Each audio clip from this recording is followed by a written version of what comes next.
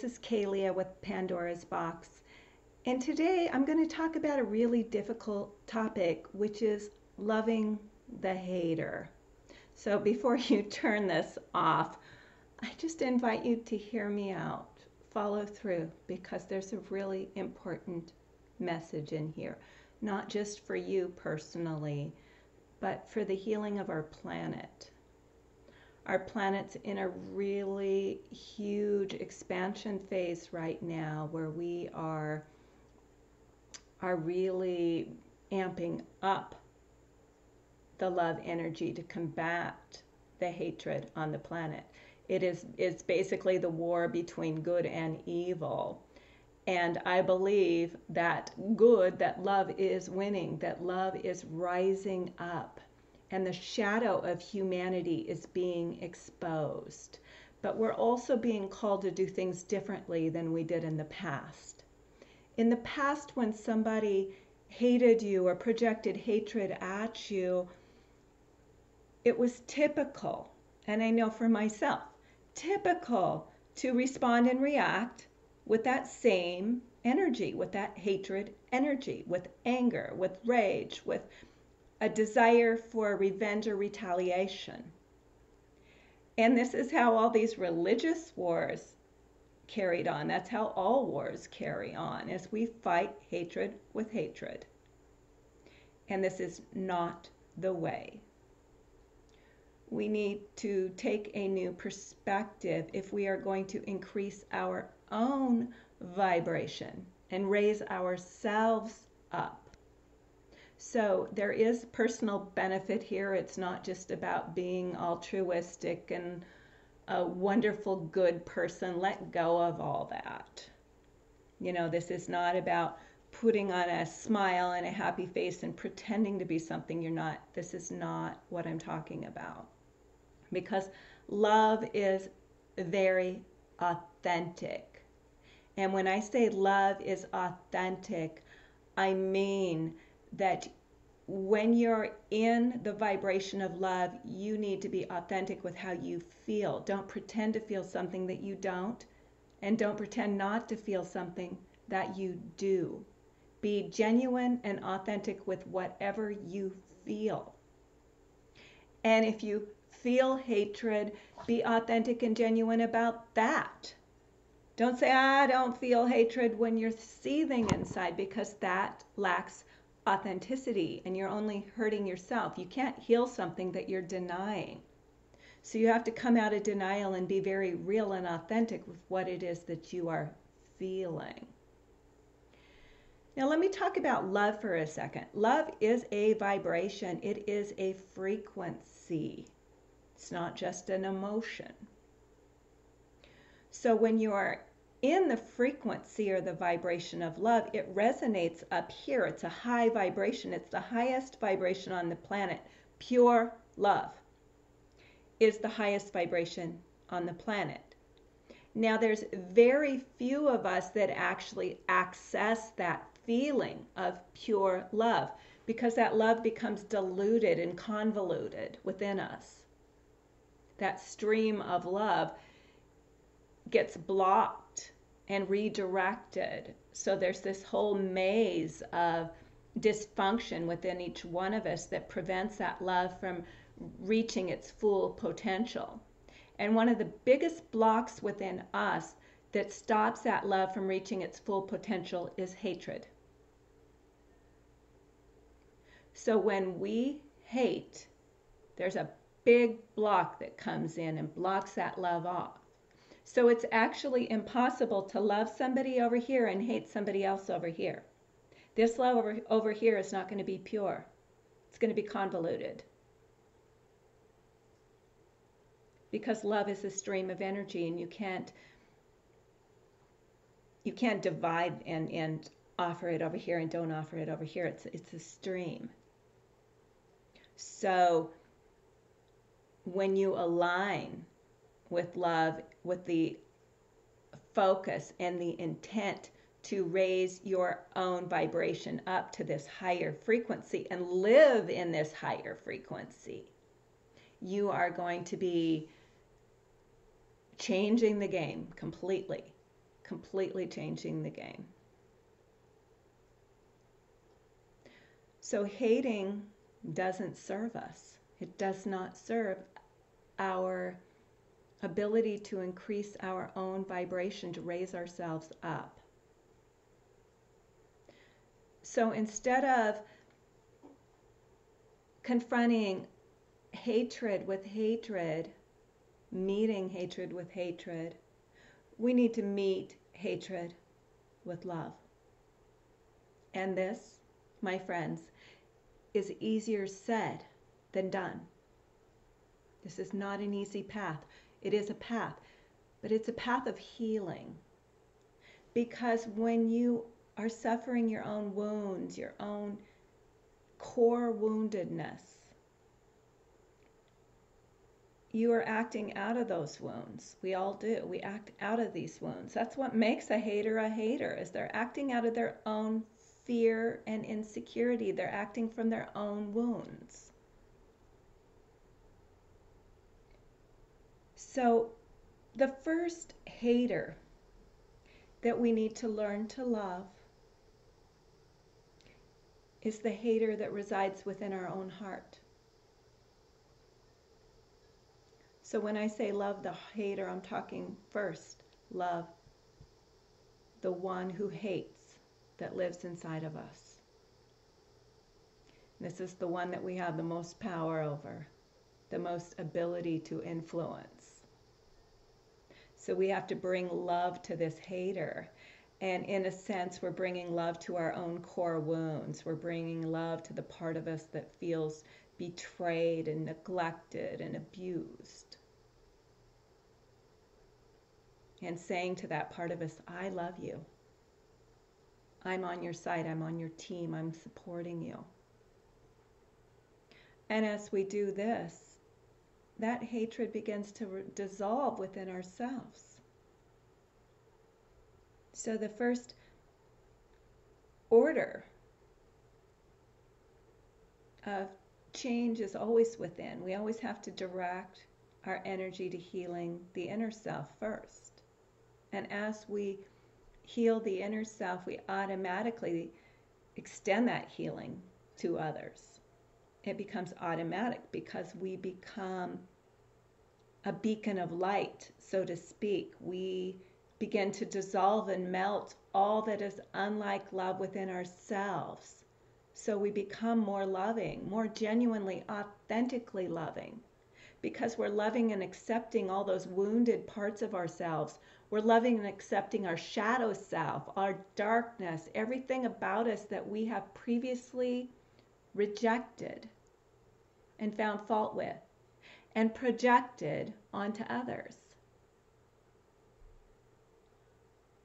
So we begin by offering love to ourselves. And as we find that compassion and that love within ourselves, it extends out to others. And we can genuinely offer love and compassion to those who hate us. That's a difficult one. It's a very difficult one. I'm not saying that by offering that love and compassion to our haters, that we are inviting them in our lives if they do not treat us well. We don't invite them into our lives. We just invite that love into our lives. And we no longer attach ourselves to these people outside of us through hatred, which is a very dark, dense energy. Instead, we free ourselves with love. Love is the ultimate cord cutting. It cuts those cords of attachment, because when we're attached to others through anger and rage and resentment and bitterness and all of these shadow emotions, we stay connected, we stay focused on those people, which takes energy away from ourselves, from our own lives, from living our lives and being in that vibration of love. As we extend love and compassion to our haters, we do so with a higher perspective, with higher awareness, with an understanding that our haters are wounded, or that they have what I call the virus of evil. I like to look at evil as a virus that's contagious, and it spreads from one person to the next to the next. And it begins to plague humanity, which is what has happened. It's spread like a virus, and people catch it. And they're fueled by this hatred, and they start wars with this hatred. And there's so much destruction. That hatred is anti-life. It's anti-Christ. The Christ energy is the love energy. It is the highest, purest vibration of love. It is for life. It is for growth. It is for expansion. Whereas evil is the opposite. It is a destructive force in the universe. It is anti-life. It is anti-Christ. So we never want to make the conscious choice to align with that energy. It's very low vibrational energy. It's very dense. It's very dark. It causes sickness. It causes disease. Causes depression. And it causes the destruction of relationships. So this is not the energy that we want to align with. I speak from my own journey. I would never ask anyone to do anything I myself have not done. All of my work came from personal experience. My work with narcissistic abuse came from being narcissistically abused. My work with transmuting hatred into love comes from walking that path, from having a very, very painful experience in my life, where all my old methods that I had learned and taught weren't fully working. There was a missing piece for me. I knew how to go no contact. I knew how to take my energy back. I knew how to get on with my life. But I'd never really learned how to love my hater.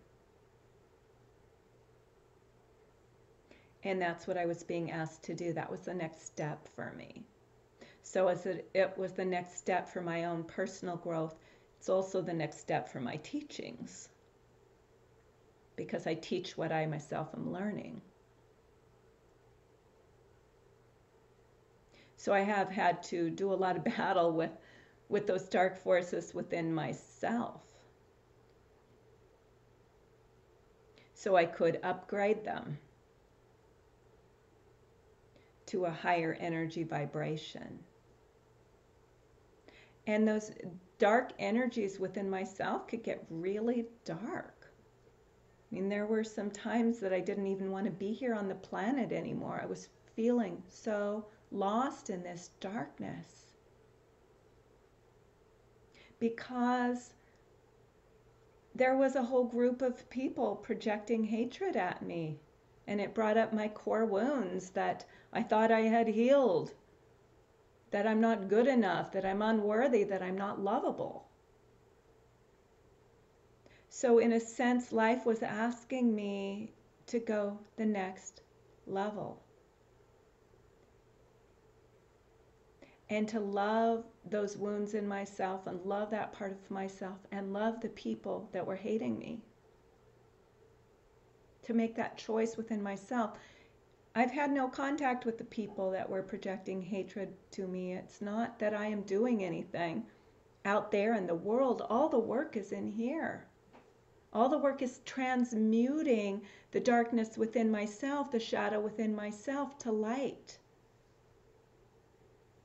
And you know what? It's not for the faint of heart. This is hard work. Any of you have done healing core pain work know how hard that work is. We have to love the one that feels that pain. And also the ones that project their pain, their hatred, their anger onto you. Understanding that they have caught the virus of evil, so to speak, and they're acting out. It's not that they are inherently bad people. Not to say that some people in the world might not be inherently bad. There are some truly, truly, truly evil people in the world that do just unbelievable things in the destruction of humanity. But a lot of the people that do hateful acts on the planet aren't necessarily bad people, but they've been infected with this virus of evil. And this virus pulses through their veins and causes them to lash out in hatred towards others. And a lot of this virus, the virus can only take root in people who haven't confronted their own shadow,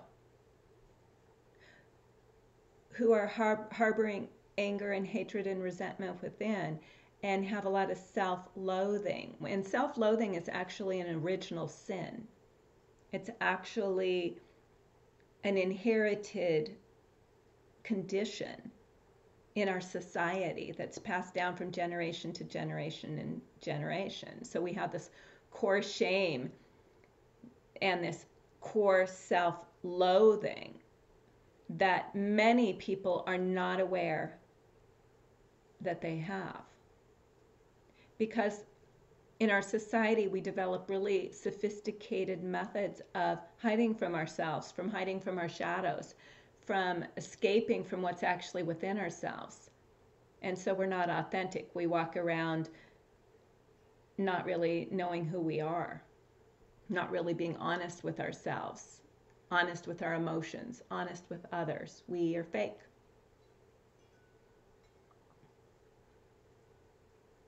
And most people that come in and do this kind of work, that come to the doorway of healing core wounds, which narcissistic abuse, by the way, takes somebody to that doorway so that they can begin to heal their core wounds and give love and compassion and acceptance to the self, to the one who hurts, to the one that feels destroyed, to the one that feels neglected.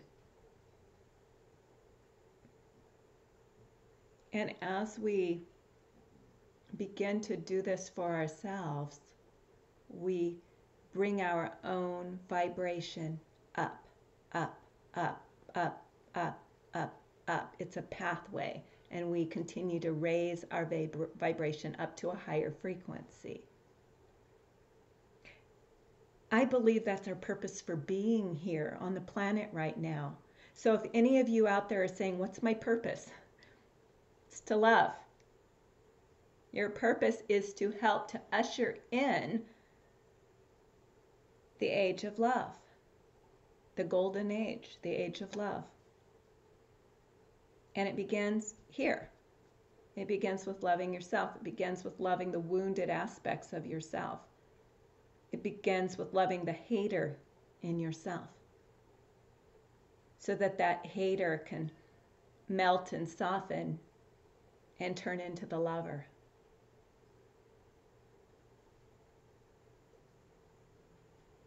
And by making this choice, by making this decision to be the lover in your life, you stop looking for people outside of you to love and approve of you. You stop becoming dependent on these outside validations and instead begin to offer that to yourself. And that changes your energy field. It changes everything about you and what you bring into your life. You don't necessarily avoid having people project hatred at you when you're at a higher vibration of love.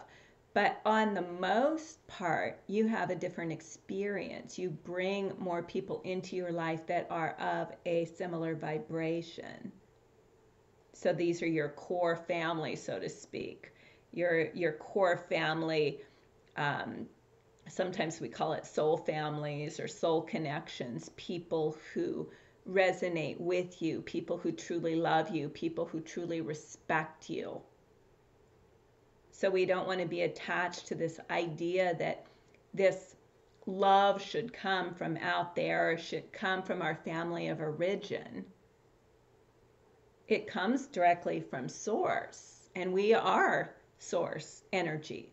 We are or God embodied would be the best way to put it. That energy, source energy that is God, we embody that. That's our life force. That's what gives us life. And that life force, that God vibration in its highest, purest form is love.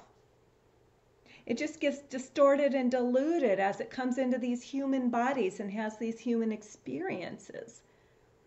And many people say, well, we have human form because God wants to experience itself in all forms, including evil and darkness and all of that, so it can know itself through contrast, through the contrast of good, evil, hot, cold, love, hate. But the purest source energy is love. That's the highest vibration. It is not weak. It is strong.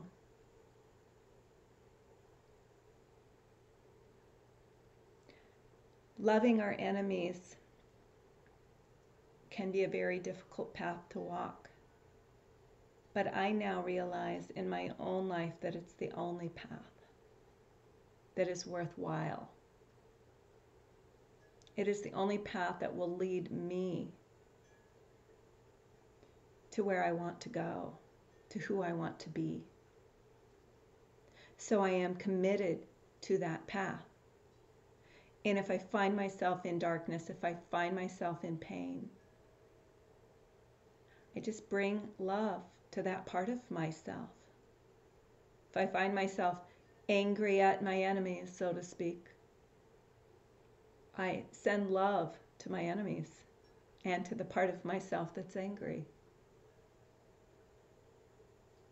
And as I do this, I slowly melt away all the obstructions in my own heart so that my heart can be fully open and pure, and I can be a pure channel of love. Now, will I get there in this lifetime? I don't know, but I'm sure working on it. I'm sure working on raising my own vibration, and as I do, to try to share with you my own journey and what I am learning. And I plan to talk a lot more about this because it's such an important topic now for the healing of our planet. I've noticed in the presidential elections how much hatred there was of people who were choosing sides and then fighting against the other side, fighting against each other. And there's just all this hatred and a lot of hatred circulating and social media and people fighting with each other and warring with each other because of different belief systems. And I'm not taking sides here. And I've been criticized quite a lot for that. I've been criticized because I didn't choose a side, because my side is love, and I didn't really feel that either of our candidates were carrying that message, and so I bowed out. It wasn't my fight, it wasn't my game. I was aligning with love. And hating somebody because they have a different belief system, they think differently, they feel differently, they eat differently. Gosh, I see that a lot too. I see these huge wars going on. I'm a vegan. I don't eat any animal products, and sometimes I go on these vegan websites just to be inspired by what other people are doing, and I see all these negative comments in the comment sections of the YouTube videos from meat eaters that are finding fault with the vegans, and then the vegans are finding fault with the meat eaters, and there's all these wars going on about what you eat. So we have to stop hating people for having different opinions. Of course, we want to. I know as a as a ethical vegan, I don't like to see the slaughter of the animals. That's my issue. I don't like to see the slaughter of animals, but I also don't like to see the war and the slaughter of people. I don't like to see people starving. I don't like to see people hating each other. There's a lot I don't like to see, but I don't have control over it out there. The only thing I have control over is how I feel in here and how I act and how I react. And let me tell you, I am anything from perfect. Sometimes I get really upset about things. Sometimes I get really angry, but that's me being authentic. What I do try to do is not take it outside of myself. I try not to react out here, but just keep it in here and not stew on it, but feel through it. Allow my feelings to come up and come out until that has passed, until that negative or dark energy has passed through. And then I can upgrade it to love again. And that's my work, is to keep transmuting this dark energy, keep transmuting it, transmuting it, transmuting it to the vibration of love.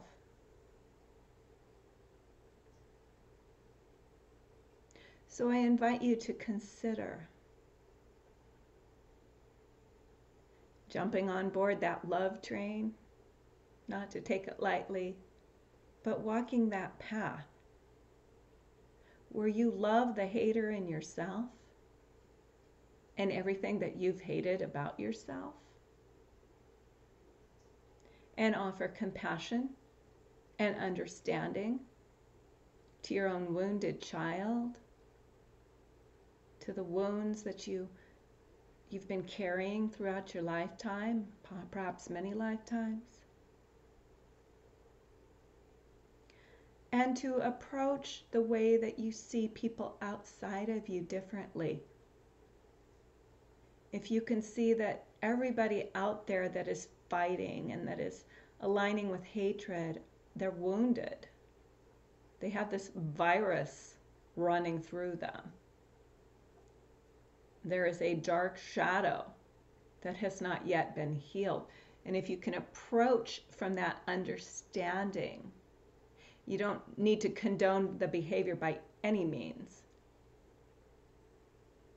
But understanding that loving your enemy, loving those who have done you wrong, loving those who have betrayed you, loving those that have hurt you, sets you free. It keeps your heart open. It keeps you aligned with the vibration of love. Instead of closing your heart and saying, I'm never going to love again. I'm going to hold on to this hatred to protect me because I'm scared. Instead, just let it go. Just let it go. It's a process. It takes time. But as you let go of this need to hold on to your anger, to hold on to your hatred, you make room in your heart for love. Thank you for being with me today, and there's a whole lot more coming, so stay tuned.